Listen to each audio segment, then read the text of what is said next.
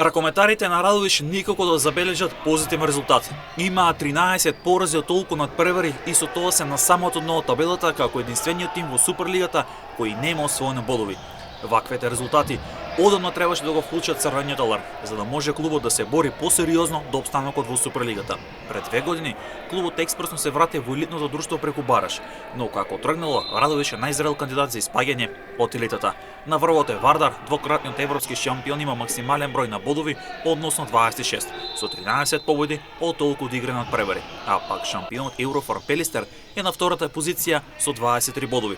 А учинокот на Битолчани е 11 победи, 1 реми и 1 пораз. Охрид игра фантастичен ракомет, котира на високо до трето место со 21 освоен бод, а пак Алкалуит е четврти со 20 бодови на своето конто. Тиквеше на петата позиција со 14 бодови, а пак Бутил е шести со 13 бодови и овие две екипи водат борба да ги потврдат своите позиции кои водат во плейофот. На седмата позиција Еврофарм Пелистер 2. Младите пелистерци имаат 12 бодови, а пак Прилеп е на осмата позиција со 10 бодови.